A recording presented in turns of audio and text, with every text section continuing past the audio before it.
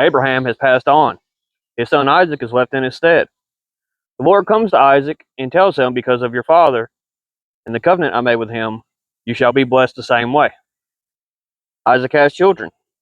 Will Isaac and his children do as the Lord commands, or will they do what they think is right in their own eyes? Let's find out.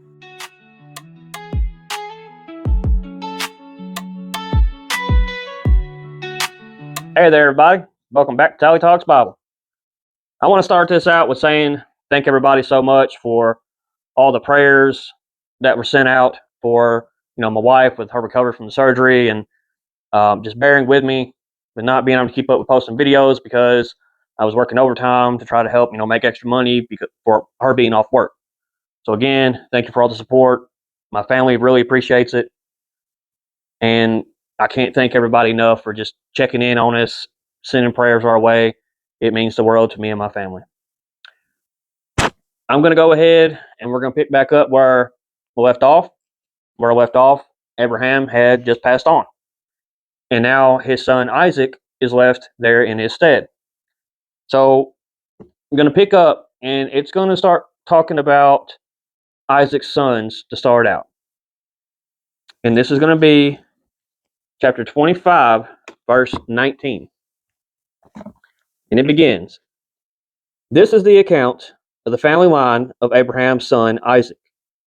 Abraham became the father of Isaac, and Isaac was 40 years old when he married Rebekah, daughter of Bethuel, the Araman, from Padan Aram, and sister of Laban the Araman. Isaac prayed to the Lord on behalf of his wife, because she was childless. The Lord answered his prayer, and his wife, Rebekah, became pregnant. The babies jostled each other within her, and she said, 'Why is this happening to me?' So she went and inquired to the Lord.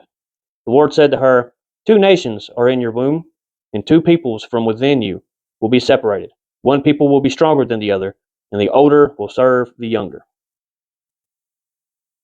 So already, we have a callback.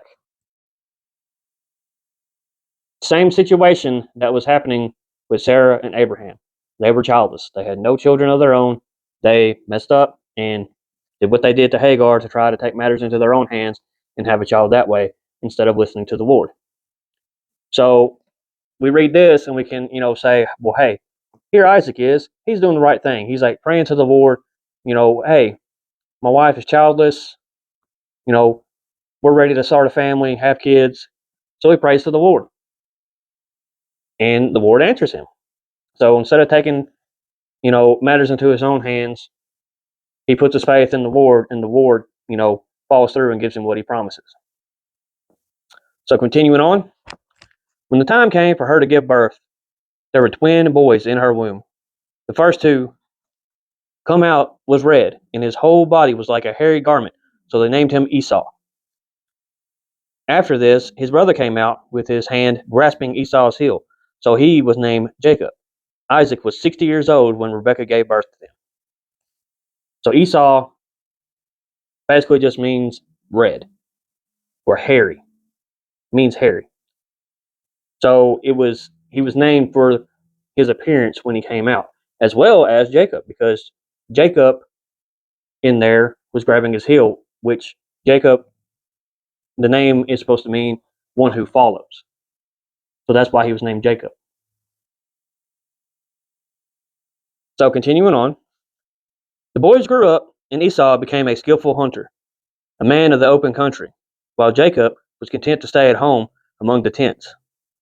Isaac, who had a taste for wild game, loved Esau, but Rebekah loved Jacob. Already starting to see some tension here. Parents playing favorites is never good. Once when Jacob was cooking some stew, Esau came in from the open country, famished. He said to Jacob, "Quick, let me have some of that red stew. I am famished." That is why he is also called Edom. That's going to come back later on. Jacob replied, "First, sell me your birthright." "Look, I am about to die," Esau said. "What good is the birthright to me?" But Jacob said, "Swear to me first." So he swore an oath to him, selling his birthright to Jacob. Then Jacob gave Esau some bread and some lentil stew. He ate and drank and then got up and left. So Esau despised his birthright. So already here we see that Jacob is scheming to try to take the birthright away from Esau. In their tradition, just in the tradition general back then, the firstborn was the one that's supposed to, lead on and get the blessing basically from their father. And it comes up later on when they start laying out the laws about that. But the firstborn usually gets the inheritance because they were the firstborn. Even in the case of the twins, Esau came first, so he was technically the firstborn. Um, we see this in other instances throughout the Bible, but here we have Jacob is trying to scheme to get the birthright and take the blessing for himself. Which, if you look and read beforehand, it says, "And the older will serve the younger." So, even though they're twins, who's going to be the younger in this case? Jacob, because he came out second. So, that being said, this is what the Lord has already told her, is that the younger will be over the older. But they're still trying to scheme to try to take what's already theirs, pretty much. So that's just an introduction to his sons. We're going to come back to them here later on. But now it's chapter 26 is going to talk to Isaac and Abimelech. And we're going to see some patterns here again that we saw back with Abraham. So let's jump right in. Now there was a famine in the land, besides the previous famine in Abraham's time. Already a callback right there. And Isaac went to Abimelech, king of the Philistines, in Gerar. The Lord appeared to Isaac and said, "Do not go down to Egypt. Live in the land where I tell you to live. Stay in this land for a while, and I will be with you and will bless you. For to you and your descendants I will give all these lands, and I will confirm the oath I swore to your father Abraham. I will make your descendants as numerous as the stars in the sky, and will give them all these lands. And through your offspring all nations on earth will be blessed, because Abraham obeyed me and did everything I required of him, keeping my commands, my decrees, and my instructions." So Isaac stayed in Gerar. Here we are. The Lord's repeating the covenant with Isaac that he had with Abraham. He's continuing his promise. He told Abraham that many nations will come from you. Isaac is his son, and he's going to continue it on through Isaac. That's what he does. He's picking out people to continue on this covenant. So let's continue here. Verse 7. When the men of that place asked him about his wife, he said, "She is my sister," because he was afraid to say, "She is my wife." Where have we heard that from? Does that sound familiar? When Isaac had been there a long time, Abimelech, king of the Philistines, looked down from a window and saw Isaac caressing his wife Rebekah. So Abimelech summoned Isaac and said, "She is really your wife. Why did you say she is my sister?" Isaac answered him, "Because I thought I might lose my life on account of her." Then Abimelech said, "What is this you have done to us? One of my men might well have slept with her. Or, excuse me, might well have slept with your wife. And you would have brought guilt upon us." So Abimelech gave orders to all the people, "Anyone who harms this man or his wife shall surely be put to death." This is repeating exactly what happened before when Abraham and Abimelech met the first time. Repeating what happened with Abraham in Egypt. He's saying that my wife is actually my sister and everything else. This is just, it's repetition. Now here you see his son doing the same thing. He's not listening to the Lord. The Lord said that, he just said that I'm going to give you all these things. But he's still fearing men instead of putting his faith in the Lord. So we're going to continue on. And he's going to get blessed, even though he's doing all this deception. Isaac planted crops in that land, and the same year reaped 100-fold, because the Lord blessed him.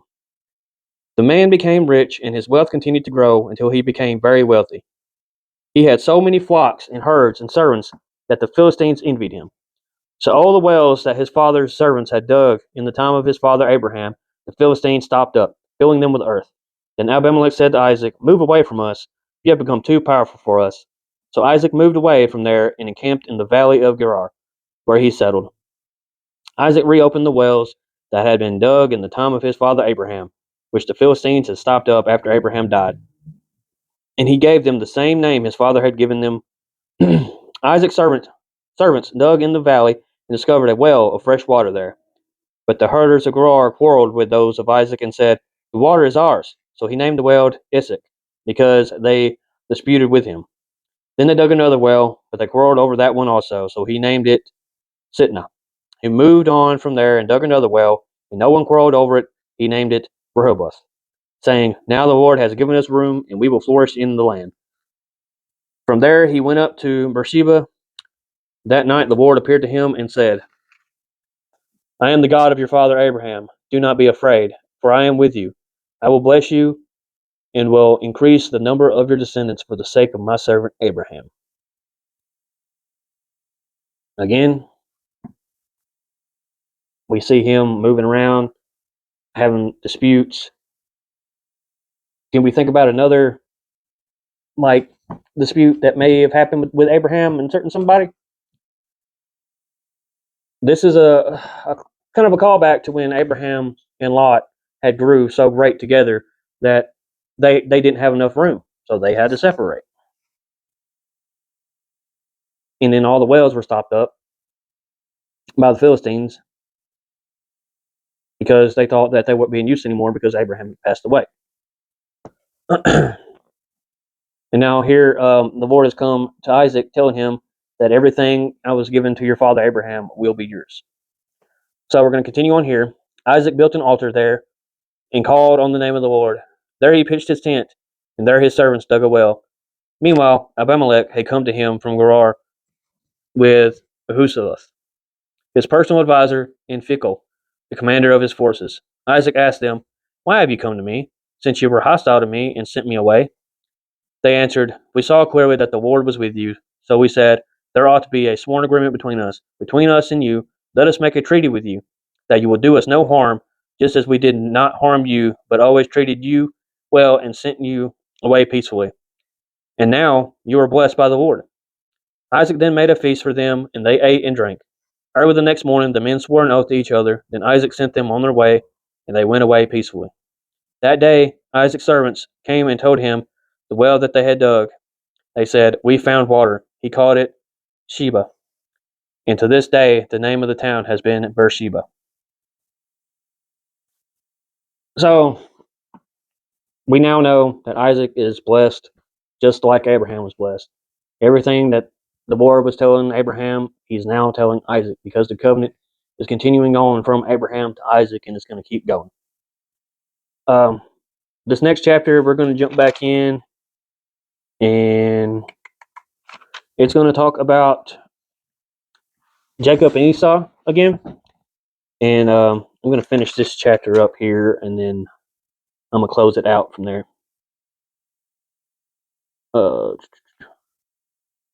Let me see.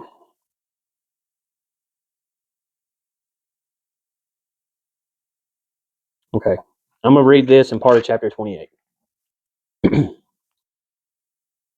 It says, "When Esau was 40 years old, he married Judith, daughter of Beri the Hittite, and also Basman, daughter of Elon the Hittite.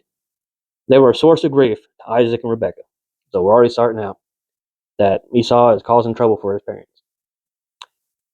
"When Isaac was old, and his eyes were so weak that he could no longer see, he called for Esau. His older son said to him, 'My son.' 'Here I am,' he answered. Isaac said, I am now an old man, and don't know the day of my death. Now then, get your equipment, your quiver, and your bow, and go out to the open country to hunt some wild game for me. Prepare me the kind of tasty food I like, and bring it to me to eat, so that I may give you my blessing before I die.'" So this is kind of odd. He's basically telling his son, "Hey, go out, hunt some animal for me, prepare it for food, and in exchange for that, I will give you my blessing." That should just be bestowed upon him to begin with. But there's some deception at play here. Now Rebekah was listening as Isaac spoke to his son Esau. We already know who Rebekah likes, right? When Esau left for the open country to hunt game and bring it back, Rebekah said to her son Jacob, "Look, I overheard your father say to your brother Esau, 'Bring me some game and prepare me some tasty food to eat, so that I may give you my blessing in the presence of the Lord before I die.' Now, my son, listen carefully and do what I tell you. Go out to the flock and bring me 2 choice young goats, so I can prepare some tasty food for your father, just the way he likes it.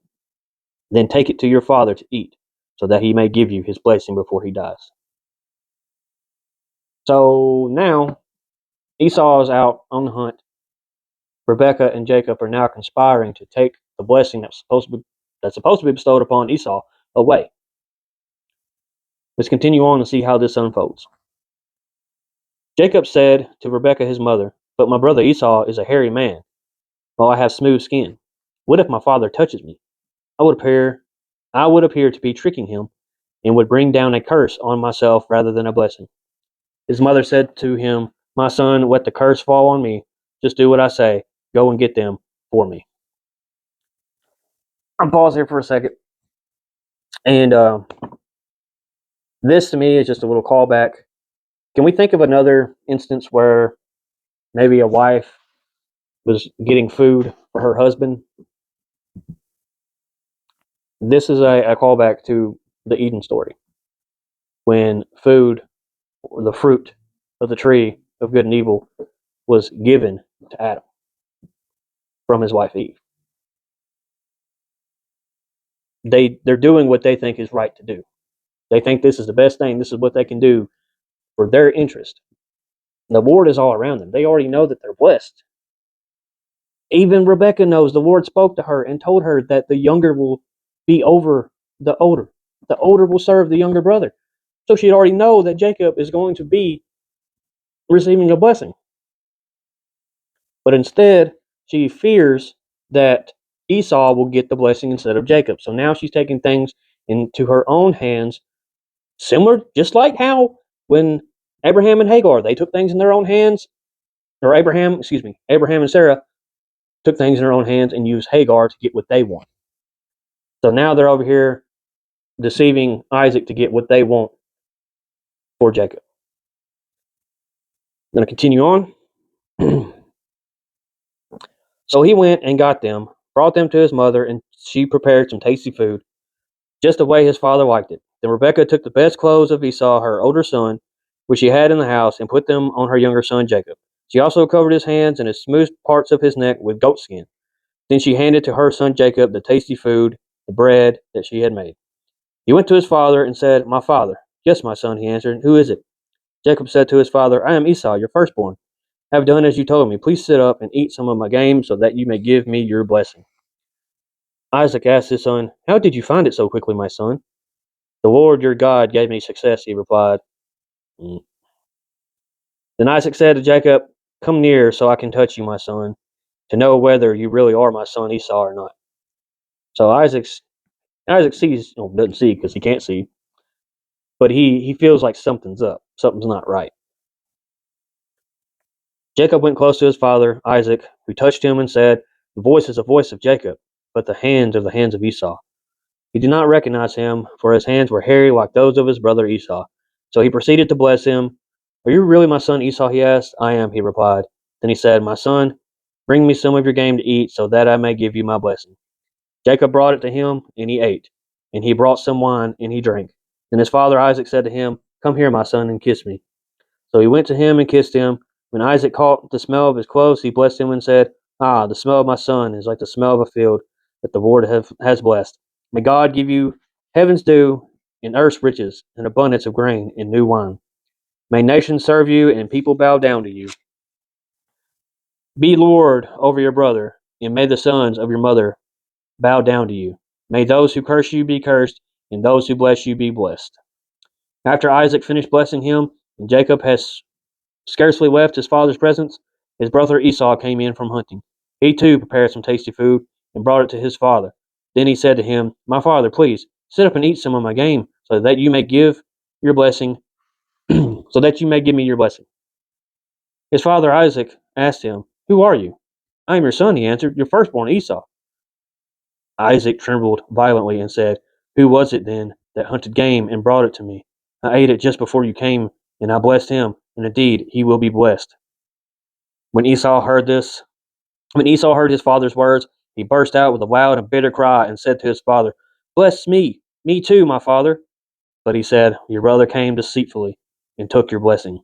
Esau said, isn't he rightly named Jacob? And that's a callback right there. This is the second time he has taken advantage of me. He took my birthright, and now he's taking my blessing. Then he asked, haven't you reserved any blessing for me?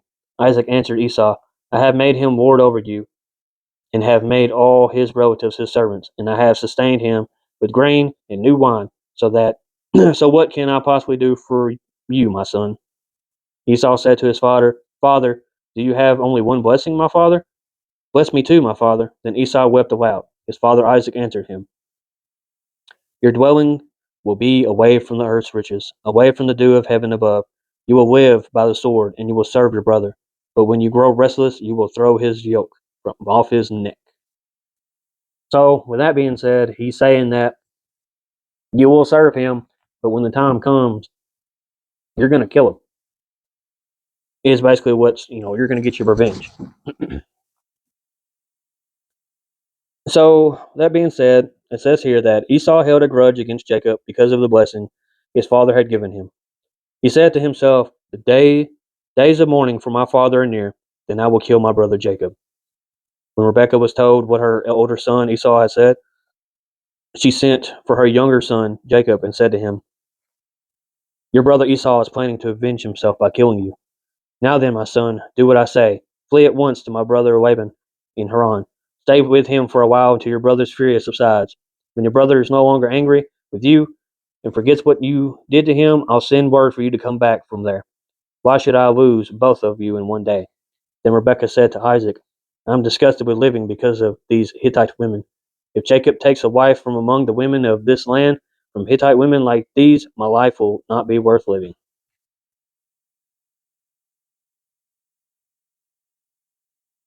So she's wanting to send Isaac away, or excuse me, send Jacob away before Isaac passes away. It's already, stating that Isaac's old, that he's going to pass away soon. And I'm guessing out of respect for his father, Esau doesn't want to kill Jacob yet. So before that happens, Rebekah is telling Jacob, leave, get out of here. But there's also another motive here. Um, she's not too fond of the women in the area. And she's saying if my son Jacob takes a wife from these women, that her wife won't be worth living. We just throw this in here. So there's also another reasoning why she's wanting to send him away. Because she knows that now he has the blessing and that he's going to continue on leading the family. And she doesn't want him having a wife of the Hittites. So I'm going to read part of this chapter, which is chapter 28, and then I'm going to wrap this up. And then there will be a part 2 about this. So Isaac called for Jacob and blessed him. Then he commanded him, do not marry a Canaanite woman. Go at once to Padan Aram, to the house of your mother's father, Bethuel. Take a wife for yourself there from among the daughters of Laban, your mother's brother. May God Almighty bless you and make you fruitful and increase your numbers until you become a community of peoples. May he give you and your descendants the blessings given to Abraham, so that you may take possession of the land where you now reside as a foreigner, the land God gave to Abraham.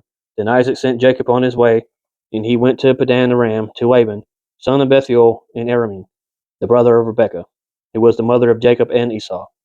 Now Esau learned that Isaac had blessed Jacob and had sent him to Padan Aram to take a wife from there, and that when he blessed him, he commanded him, do not marry a Canaanite woman. And that Jacob had obeyed his father and mother and had gone to Padan Aram. Esau then realized how displeasing the Canaanite women were to his father Isaac. So he went to Ishmael and married Mahalath, the sister of Nebaioth and daughter of Ishmael's son of Abraham, in addition to the wives he already had. Here's another little callback, a repeat. Same thing happened. Abraham sent a servant back home to find a wife for Isaac. That's where Rebekah came from. So now they're sending Jacob back to there, to Rebecca's brother, to find him a wife there instead of, in this foreign land. And Esau picks up on this. He's like, oh, well, these people here aren't, you know, pleasing to my father. So he goes to Ishmael and marries someone from Ishmael. He already had wives, though. Well, that's it for that for now. More stuff is going to be happening with Jacob in the next part of this. It's going to follow more along with, him finding a wife and what he goes through and endures in order to do that. I'm glad to be making these videos again. Thank y'all for the support and the time I had to take off. Uh, Everything should be back in full swing. I should have 3 videos up this week. Thank you all for your support. And as always, God bless.